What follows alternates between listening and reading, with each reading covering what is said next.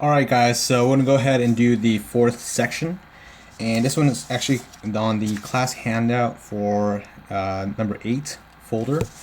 And this one's pretty much the decision tables, I believe. Yes, it is. I only grabbed the wrong one. So decision tables. This is pretty much probability. It's comparing things, but there are a few things that you need to know. I know a lot of people were asking in the classroom if this was actually going to be given to us, and he told us yes, he is going to give us this portion of the exam, but we do have to calculate the expected return value of certainty. Okay, so we're going to need this, and I'm going to go ahead and make a table for you guys, and then we're also going to make another part of that table, and we're going to calculate three things. We're going to get the expected annual return, the expected value of certainty, and we're also going to get the expected value of perfection information, or the expected monetary value as well. All right, so hang tight. I'm going to go ahead and draw the table. All right, we're back. So this is what's given to us, and we can see that on our table here, the same exact numbers. Okay, so don't even freak out. Like, where did you get these numbers again? They're given to us. All right, so but this is the portion that we need to draw. So I'm gonna write in purple for all you purple lovers. Expected return. This is where we put in our work. And we put small, draw another portion for each size. So what I'm doing is I'm making a column for each size here, large and extra large, okay? And what we're doing is we're multiplying the probability with each and every one of these numbers, and we're just putting them over here. So multiply this to that, and we're just putting it in the same spot, and that's going to be 1200. Okay, but I'm going to go ahead and put it on purple here. 1200. You multiply 0.3 times 3000, and we go at 900. 0.3 at 1000. 300, and then 0.3 to negative 2000 will be negative 600. And you do that to every single one of these, and you put it in its rightful place. So this will be 2500, 3000, 3500, or 3000, 3500, and 3000. And over here, 0.2 times 6000 is 1200, and then 1800, 2400, 2600. Again, this should probably be a separate column so it won't confuse you guys. But you're multiplying this with all of this here. So here goes there to the smalls. Here goes to the mediums. All right, and then etc. And just match them up here. And all you do to get your total,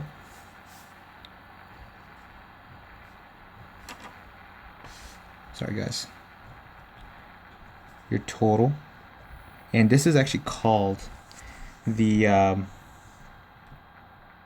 expected monetary value, EMV. All right, so this is what it's called. All right, and so you add all these together, you're gonna get 4900, 5700. So you add this, and that will equal this. All these will equal 5700. All this will actually equal to 6200. All this will equal 5300. So the next step is we have to figure out which one would be the biggest return. Out of all these four, you can clearly see that 62 is the largest amount of return or investment. Well, so we want to choose large. So I know one of the questions is going to be which one do you want to choose, or which one's preferable, which one's the best expected return. It's going to be large. Which one do you want to choose? And what is the expected annual return? And it's going to be 6,200.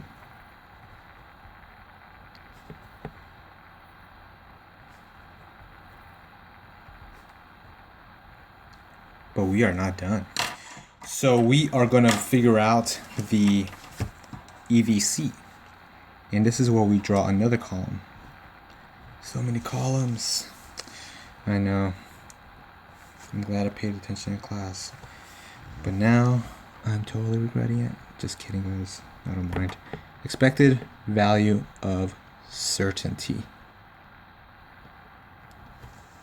Alright, so that's the EVC. And from the probability that you've already calculated, you want to pick the largest number of each row. So out of all of these, which one's the largest number? Negative 600? Negative. It is 1200. And what I do is I circle the largest numbers in each row.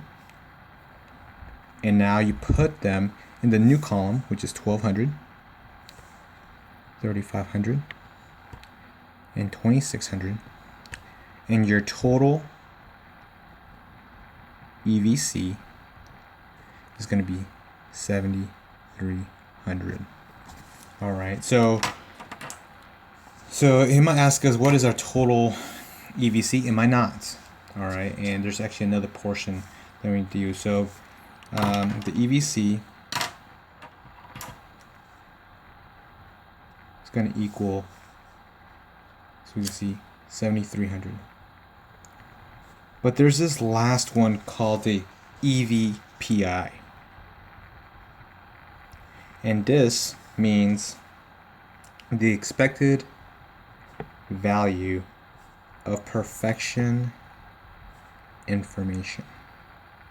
And I don't know if he's going to ask us why it's so useful, but I did a Wikipedia on it.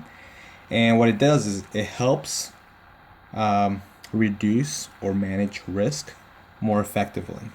And another one is price one is willing to pay to gain access to perfect information. It tries to measure the expected cost of that uncertainty, and it can help eliminate wrong decisions. So that's what it's for, just in case, because I know the question has been asking for that. All right, so now the EVPI, thinking of pies, is pretty much, the formula is EVC minus the EMV. And that's the number that we're looking for. So pretty much 7,300 minus 6,200. Now will equal 1,100. 1,100. And that's what they're asking for. Hopefully this helps. I know my camera's kind of not fitting everything in there, but it's all good. I'm going to go ahead and do another example, and hopefully it helps.